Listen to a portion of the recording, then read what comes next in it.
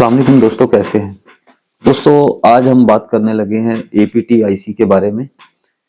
आज APT IC के बारे में बात करेंगे कि ये किस लिए लगाई गई है और इसका क्या फंक्शन है और ये कब इसके आउटपुट वोल्टेज कब निकलते हैं और किस तरीके से ये वर्किंग करती है। आज मेरे पास एक मोबाइल फोन आया तो उसके अंदर जो है नेटवर्क का प्रॉब्लम था, नो सर्विस पे फोन था। जब मैंने उसको चेक किया तो उसका रेडियो ऑफ मिला। तो जब मैंने उसको खोल के देखा तो उसके अंदर एपीटी आईसी मौजूद ही नहीं थी। तो भाई ये जो आईसी लगी हुई है ये नेटवर्क के लिए है, और अगर आप इस आईसी को निकाल देते हैं तो आपके मोबाइल फोन का जो रेडियो है वो ऑफ हो जाएगा। एपीटी आईसी जो है नेटवर्क के लिए जरूरी है। कुछ लोग पूछते हैं इसको बाईपास कर सकते हैं कि नहीं कर सकते, तो चले हम लोग देखते हैं इसको सर्किट के अंदर कि भाई इसको ये किस तरीके से वर्किंग कर रही है और इसको निकाल सकते हैं कि नहीं निकाल सकते। तो सर्किट को देखते हैं जरा। मैं इस मॉडल की बात कर रहा हूं। ये जो एपीटी आईसी है आपको हर क्वालकॉम फोन के अंदर देखने को मिलेगी। कोई भी क्वालकॉम का फोन होगा तो ये एपीटी आईसी जो है उसके अंदर जरूर मौजूद होगी। ये 12 बॉल की एक आईसी है जिसके आउटपुट में जो है एक क्वाइल लगाई गई है। जो मैंने मोबाइल फोन खोला तो वो ये मॉडल था रेडमी का 9 पावर। तो इस फोन के अंदर जो है यहाँ पे एक आईसी लगी हुई है, एपीटी आईसी इसका नाम है, एडवांस पावर ट्रैकिंग। तो यही आईसी इस क्वाइल के जरिए से 4G PA को वोल्टेज देती है। देखिए ये वोल्टेज जाके सीधा 4G PA के VPA APT, तो यहाँ पे इसको वोल्टेज मिलेंगे 4G PA को, तो ये हमारा जो है आईसी वर्किंग में आएगा। अगर ये आईसी आपकी खराब हो गई या अगर खराब हो जाती है तो सिग्नल ड्रॉप हो जाएंगे, लेकिन अगर आप इसको निकाल दोगे तो इसके अंदर जो है ये एक डिजिटल आईसी है। इसके अंदर प्रोटोकॉल की 2 लाइनें सीपीयू से आती हैं, जो कि अगर मिस हो गई तो आपके मोबाइल फोन का जो रेडियो है वो ऑफ हो जाएगा। तो भाई इसको ध्यान रखना है कि अगर ये खराब हो गई तो जो है आपके मोबाइल फोन का नेटवर्क ड्रॉप मार देगा, नो सर्विस में फोन जा सकता है। और एक और चीज आपको बता दूं, कुछ लोगों ने पिछले दिनों मेरे से पूछा था कि सर इसको बाईपास किया जा सकता है।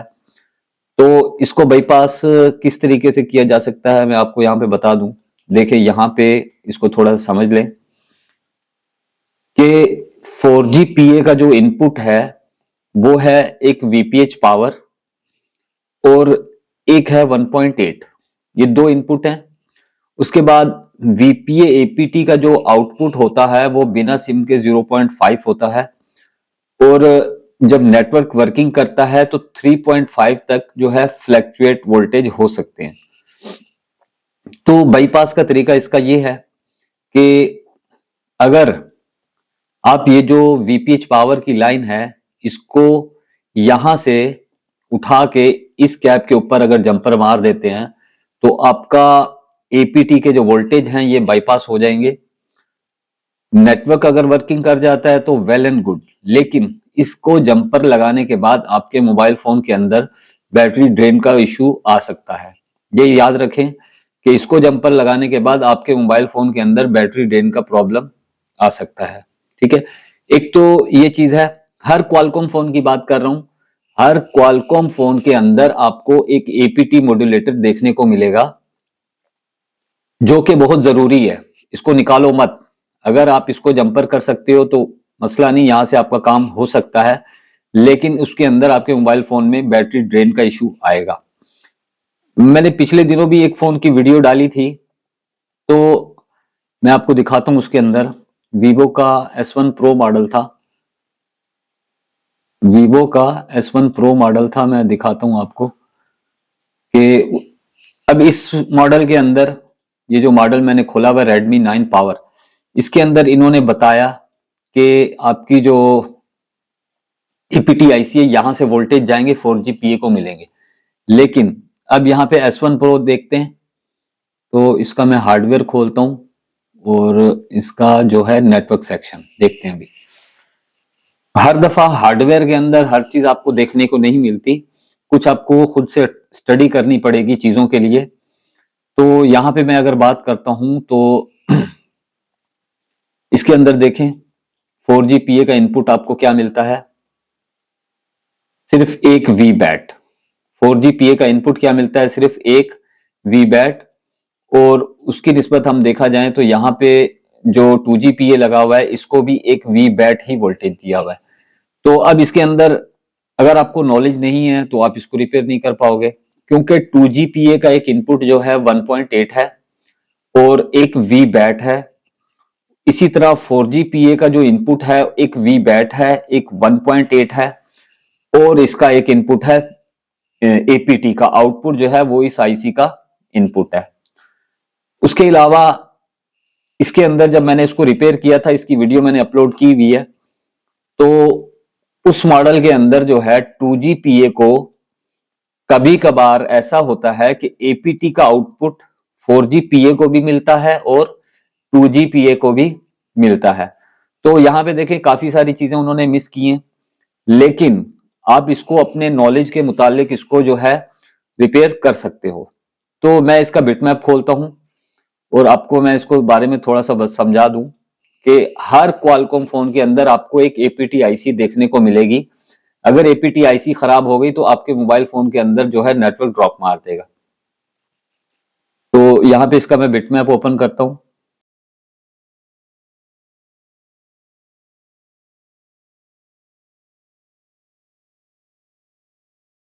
जो है बिटमैप ये, तो अब आपको यहां पे देखना है कि इसका जो इनपुट है एक 3.7 है।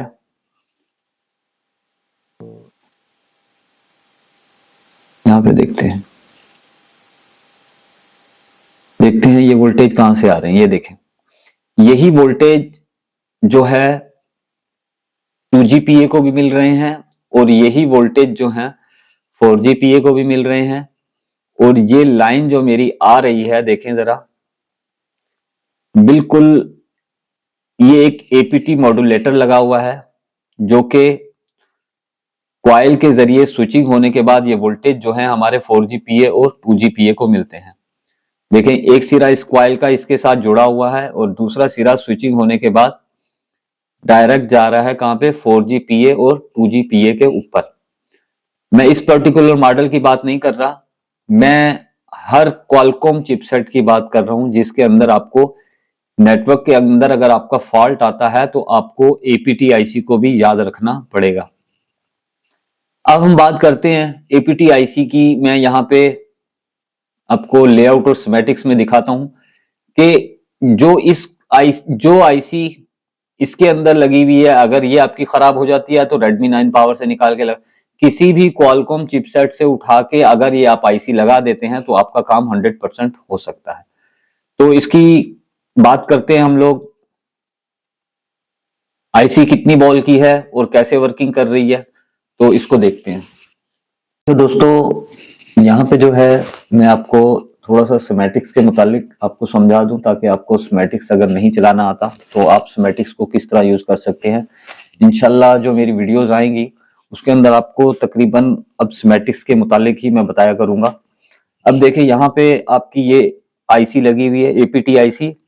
फिर से बता रहा हूं कि हर क्वालकॉम फोन के अंदर एपीटी आईसी लगी हुई है, चाहे वो आपको बोर्नियो का हार्डवेयर बताए या ना बताए, आपको एपीटी आईसी को याद रखना है।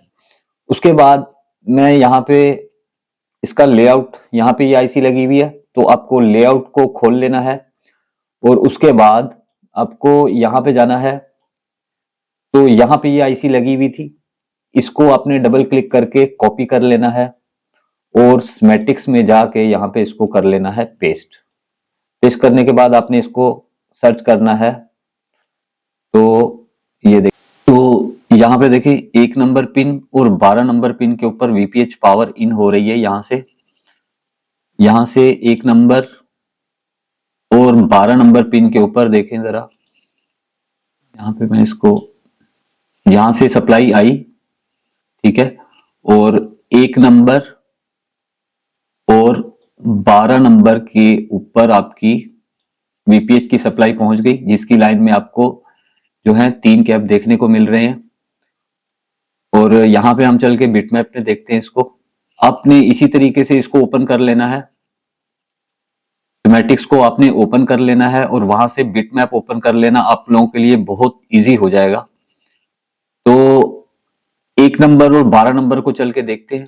यहाँ पे मैंने इसका बिटमैप ओपन किया, तो यहाँ पे शो पैड अगर नहीं हुआ तो आप यहाँ पे शो पैड कर लें। यहाँ पे शो पैड किया तो यहाँ पे देखें 1 नंबर और 12 नंबर के ऊपर वीपीएच पावर लिखा नजर आ रहा है आपको, ठीक है।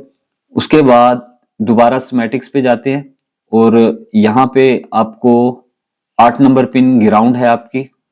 उसके बाद पिन नंबर 4 के ऊपर एक VREG L9 1.8 की सप्लाई आ रही है, जिसकी लाइन में एक कैप देखने को मिलेगा।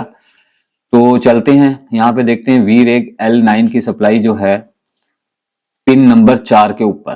तो ये पिन नंबर जो 4 है आपकी, यहाँ पे मैं क्लिक करता हूं तो आपको ये सप्लाई देखिए कहां से आ रही है। ये वो सप्लाई है जो पूरे मोबाइल फोन में फैली हुई है, जो कि आपके सीपीयू के अंदर भी है और स्टोरेज आईसी के अंदर भी है और पूरे मोबाइल फोन के अंदर फैली हुई है, ठीक है दोस्तों। अगर ये सप्लाई आपकी ड्रॉप मारती है तो ये ऐसी आपकी काम नहीं करेगी, आप कहीं से भी उठा के इसको जंपर कर सकते हैं। उससे हटके यहाँ पे चलते हैं स्कीमेटिक्स में। तो यहाँ पे आपको देखना है कि पिन नंबर 2 और पिन नंबर 3 के ऊपर देखें एस डाटा और S clock. S data RFFE data और आरएफएफई क्लॉक की 2 लाइनें जो हैं, आपको पता है कि ये जो डाटा और क्लॉक की लाइन है ये सीपीयू से कनेक्टिविटी होती है इसकी। तो अगर ये लाइन आपकी टूट जाती है या गल सड़ जाती है तो उस कंडीशन में आपके मोबाइल फोन का जो रेडियो है वो ऑफ हो जाएगा। तो पिन नंबर 2 और 3 को हम बिटमैप में जाके देखते हैं। यहाँ पे बिटमैप पे गया तो देखते हैं यहाँ पे पिन नंबर 2 और 3। तो पिन नंबर 2 के ऊपर लिखा हुआ है आरएफएफई डाटा और पिन नंबर 3 के ऊपर लिखा हुआ है आरएफएफई क्लॉक। तो ये पिन जो है आपको हमेशा याद रखना है कि ये जो डाटा और क्लॉक की लाइन है ये सीपीयू से आएगी और हम इसके अंदर देखते हैं कि ये वाला डाटा और क्लॉक की लाइन और किस आईसी से कनेक्टिविटी है इसकी। तो जब मैंने इसको क्लिक किया यहाँ पे तो ये लाइन आपकी देखें सीपीयू से भी कनेक्ट है और यही लाइन आपकी यहां पे एक रेजिस्टेंस के ऊपर है और ये रेजिस्टेंस आपकी जुड़ी हुई है 4G PA के साथ, ठीक है। अगर किसी ने इस रेजिस्टेंस को भी निकाल दिया तो आपका मोबाइल फोन का जो नेटवर्क है वो ड्रॉप मार देगा और आपके मोबाइल फोन का जो रेडियो है वो ऑफ हो जाएगा, क्योंकि जो सीपीयू है उसके पास आईसीओ की इंफॉर्मेशन है। अगर किसी आईसी की इंफॉर्मेशन अगर सीपीयू को नहीं मिलेगी तो नेटवर्क के अंदर आपके मोबाइल फोन का जो रेडियो है वो ऑफ हो जाएगा। उसके बाद एक पिन ये देख ली हमने और पिन नंबर जो 3 है ये भी आपकी सीपीयू से भी कनेक्ट रहेगी और आपके 4G PA से भी कनेक्ट रहेगी। तो यहां पे देखें इसकी लाइन में भी आपको यहां पे एक रेजिस्टेंस देखने को मिल रही है। अगर इन दोनों रेजिस्टेंस में से किसी ने एक रेजिस्टेंस को निकाल दिया या छेड़छाड़ कर दी इसके साथ, कहां पे लगी हुई है देखते हैं यहां पे चल के। तो हम लोग देखते हैं इसको यहां पे, तो एक रेजिस्टेंस ये लगी हुई है, देखें जरा ये एक रेजिस्टेंस आपकी ये लगी है और दूसरी रेजिस्टेंस ये लगी हुई है Redmi 9 पावर के अंदर। अगर किसी ने इनको रेजिस्टेंस को निकाल दिया तो आपके मोबाइल फोन का जो रेडियो है वो हो जाएगा ऑफ, ठीक है। तो आपको याद रखना है कि अगर मोबाइल फोन का रेडियो ऑफ मिले और किसी ने मोबाइल फोन के साथ छेड़छाड़ की है तो आपको सबसे पहले आरएफएफई डाटा और क्लॉक की लाइन को याद रखना है, ठीक है दोस्तों। उम्मीद है कि इस वीडियो से, उसके अलावा हम यहाँ पे देखते हैं और कौन कौन सी लाइनें हैं। ये लाइनें हो गई, एक 1.8 का इनपुट, एक वीबैट का इनपुट, आरएफएफई डाटा और क्लॉक, और देखिए यहां पे इसकी पिन नंबर 11 के ऊपर एक कॉइल लगी हुई है और पिन नंबर 5 के ऊपर ये दोनों लाइनें आपस में कनेक्ट हैं। तो यहां पे चल के देख लेते हैं बिटमैप में, पिन नंबर 11 और पिन नंबर 5, ठीक है। तो देखें इसकी लाइन में आपको एक कॉइल देखने को मिलेगी ये, पिन नंबर 11, ये पिन नंबर 11 है, और पिन नंबर 5 ये वाली, ये पिन जब इसके साथ जुड़ेगी तो यहाँ पे स्विचिंग होने के बाद जो आउटपुट निकलेगा वो निकल के जाएगा आपका सीधा 4। ये जो एपीटी आईसी है इसका आउटपुट जो है एक कॉइल के जरिए, ये देखें यहाँ पे कॉइल लगी हुई है आउटपुट में, और यहीं से कॉइल तो जो वोल्टेज आउट निकलेंगे स्विचिंग होने के बाद वो जाएंगे सीधा मेरा 4G PA के ऊपर। ठीक है, तो यहाँ पे मैं क्लिक करता हूँ तो यहाँ पे एक देखिए VPA APT की सप्लाई जो है सीधा गई है मेरी 4G PA के ऊपर। ठीक है, 4G PA जो लगा हुआ है देखिए VC 7643 जो 4G PA लगा हुआ है उसकी pin number 28, VCC2 pin number 29 और पिन नंबर 30। देखिए पीछे से एक ही सप्लाई आ रही है, यहाँ पे देखें ये VPA APT जो वहां से निकल के आई थी वो यहाँ पे जो 4G PA है इसकी पिन नंबर 28, 29 और 30 पिन के ऊपर जो है इसका इनपुट हो रहा है। तो यहाँ पे हम लोग इसका बिटमैप पे देख लेते हैं। पिन नंबर 5 और पिन नंबर 5 के साथ जो है पिन नंबर 11, पिन नंबर 11 के साथ कॉइल टच है। पिन नंबर 5 के बाद स्विचिंग होने के बाद देखिए यहाँ से स्विचिंग होने के बाद ये सप्लाई जाएगी सीधा 4G PA के ऊपर, और 4G PA की 3 बॉल के ऊपर जाएगी। ठीक है, देखिए 4G PA की 3 बॉल के ऊपर VPA का आउटपुट जाएगा, तब जाके हमारा ये आईसी वर्किंग करेगा।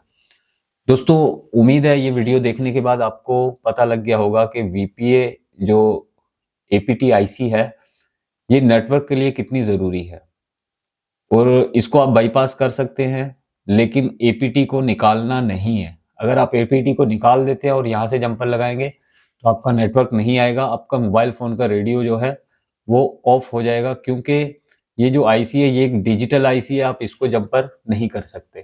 ठीक है दोस्तों, तो APT आईसी से भी आपके मोबाइल फ़ोन के अंदर नेटवर्क का प्रॉब्लम आएगा। ये 12 वोल्ट की आईसी को हमेशा याद रखना। क्वालकॉम फ़ोन के अंदर APT आईसी लगी होगी 12 वोल्ट की, लेकिन MT के फ़ोन के अंदर आपको APT आईसी देखने को नहीं मिलती। MT के फ़ोन के अंदर जो है VPA के वोल्टेज पावर आईसी से निकल के 4G PA को मिलते हैं। दोस्तों इसके अलावा एक और लाइन है, मैं आपको दिखा देता हूं। अगर मैं यहां पे चलता हूं, हर चाहे MTK का फ़ोन हो चाहे क्वालकॉम का फ़ोन हो, उसके अंदर आपको एक लाइन मिलेगी जिसका नाम है CPL। ठीक है, हर आईसी देखिए ये लाइन, ये वाली लाइन जो है यहाँ पे इसका नाम, हर 2G PA के अंदर एक CPL की लाइन होगी। अगर ये लाइन आपकी कट हो जाती है या इसकी लाइन में लगे हुए कंपोनेंट मिस हो जाते हैं तो आपके मोबाइल फ़ोन का रेडियो ऑन रहेगा लेकिन आपके मोबाइल फ़ोन नो सर्विस पे जाएगा। तो इस लाइन को हम लोग अगली वीडियो के अंदर डिस्कस करेंगे। अगर आपने चैनल को सब्सक्राइब नहीं किया तो चैनल को सब्सक्राइब कर लें, ताकि हर आने वाली वीडियो आप लोगों के लिए इंफॉर्मेशन आप लोगों को मिलती रहे। तो मिलते हैं दोस्तों नेक्स्ट वीडियो में। उम्मीद है इस वीडियो को देखने के बाद आपको अंदाजा हो गया होगा कि APT आईसी कितनी ज़रूरी है नेटवर्क के लिए। ठीक है दोस्तों, तो मिलते हैं नेक्स्ट वीडियो में। अगर वीडियो पसंद आए तो इसको लाइक करें और इसके साथ कमेंट्स भी ज़रूर किया करें। अगर आपको किसी और आईसी की इंफॉर्मेशन चाहिए तो आप मुझे कमेंट्स कर सकते हैं। इंशाल्लाह नेक्स्ट वीडियो हम उसके ऊपर बना देंगे। मिलते हैं नेक्स्ट वीडियो में, तब तक के लिए अल्लाह हाफिज़।